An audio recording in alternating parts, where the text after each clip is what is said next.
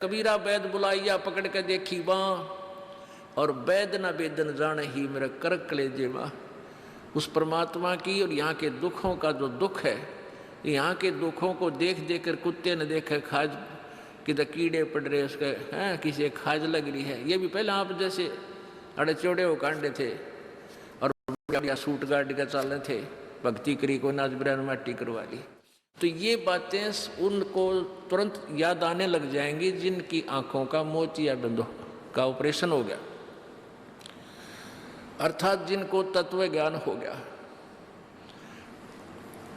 अब तो हम देखते हैं कुत्ते हैं, गधे हैं, सुअर हैं, बैल है, जोड़ रखा गाड़ी में भर रखा सामान, चलता नहीं था, दे लट्ठा गद्दा है गधोरी उस पर। तो हमने सोचा ये तो ऐसे बनते रहेंगे और हम ऐसे ही मनुष्य बने रहेंगे। काल ने ऐसी बुद्धि भ्रष्ट कर रखी हमारी, क्योंकि ज्ञान है नहीं। ज्ञान हो तो हम ये नहीं सोच सकते, क्योंकि यहाँ तो प्रत्येक प्राणी का अपना किया कर्म इसको मिलेगा। आज मनुष्य है, भक्ति ठीक की नहीं तो अगली योनियों अन्य प्राणियों की योनियों में जाएगा ही जाएगा। तो फिर ये बातें, यहाँ का यो कष्ट, किसी की किसी का हाथ कट रहा, किसी की टांग कट गई, कोई अंधा हो रहा, किसी का बेटा मर गया, किसी की बेटी मर गई, एक परिवार में दो दो तीन दिन इकट्ठे मृत्यु हो रही है। अब उस परिवार के स्थान पर आप अपने को सोचकर देखो जो जश्न मनाने की तैयारी में है, तो फिर ये बकवादें अब पलट जाएंगी। 90% जो हम वेस्ट करते हैं अपना समय इस पेट के लिए और इस संसारिक इन बकवादों को जोड़ने के लिए, ये 90% अपने आप शांत हो जाएगी। ना दहेज लेंगे ना देंगे। किसी के 2 कन्या हो जाती है, उसको नींद आनी बंद हो जाती है। ऐसा हमने अपने आप एक मकड़ी वाला जाल फैला के आप फंस बैठे उसमें दहेज के चक्कर में, क्योंकि हमें ज्ञान नहीं। हम किसी से आज पैसा लेते हैं, अगले जन्म में वो पैसा वापस देना पड़ेगा।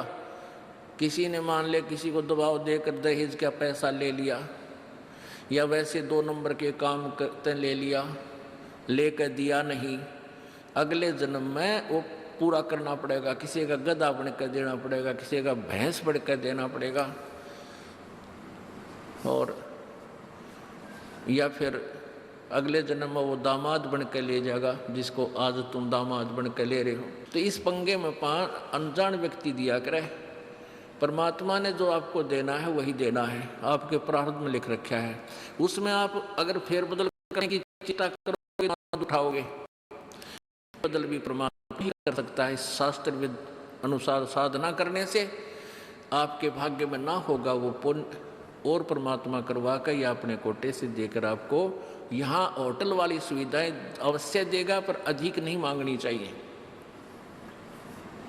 तो ऐसे नानक साहब जी से किसी ने प्रश्न किया, क्योंकि नए नए भक्त बहुत जाते रहते हैं। कहते हैं, हे गुरुदेव, हे परमात्मा, आप हमें कभी खुश नज़र नहीं आते, आप खोए खोए से रहते हो। तो नानक साहब जी कहते हैं, भाई क्या बताऊं। कहते हैं, ना जाने काल की कर डारे, और किस विध ढल जा पासावे, और जिनाते सरते मौत खुड़क दी उनानू केड़ा हासावे। कि 1 सेकंड का पता नहीं यहाँ के बिजली गिर जा और कहाँ गिर जा। जैसे सन 2000 की बात है, पूरा भारतवर्ष गणतंत्र दिवस 26 जनवरी मना रहा था।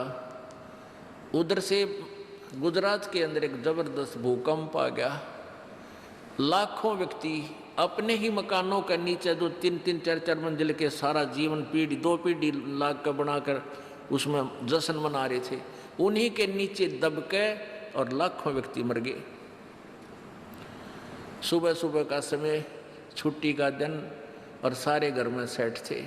काल ने किसा दाव लगाया। तो यहाँ परमात्मा कहते, तुम तो बालक हो, बालक कति डरते नहीं जरा से भी। डर जब हो जब आपको ज्ञान हो, और ज्ञान हो सत्संग से। सत्संग मान का समय नहीं कि तो और बकवाद हो रही हो, देख लो दुनिया इकट्ठी हो जा। और यहाँ कितने भक्त आ पाते हैं, जो आ पाते हो बहुत महान और पुण्य आत्मा है। उनके पिछले संस्कार इतने ज़बरदस्त हैं कि उनको प्रेरित करके लाते हैं। परमात्मा की रजा होती है उनके ऊपर। तो क्या बताते हैं, न जाने काल की कर डारे और किस विध ढल जा पासावे, और जिना ते सरते मौत खुड़क दी उन्होंने केड़ा हासावे। अब फिर पूछते हैं, क्या प्रभु आप सदा ऐसे ही रहते हो?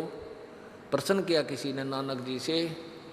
नानक साहब ने कहा कि भाई मुझे भी खुशी होती है, लेकिन वो खुशी हम ऐसे प्रकट नहीं करते जैसे अनजान लोग करते हैं, नाचे कूदो या हा हा हा दांदरे काटे, नहीं, अंदर ही होता रहता हमारे जो कुछ होता है। कहते हैं साध मिले साड़ी शादी होंदी, साध मिले साड़ा शादी होंदी, और विछड़ जा दिलगीरी वे, अखदे नानक सुनो जहाना मुश्किल हाल फकीरी वे।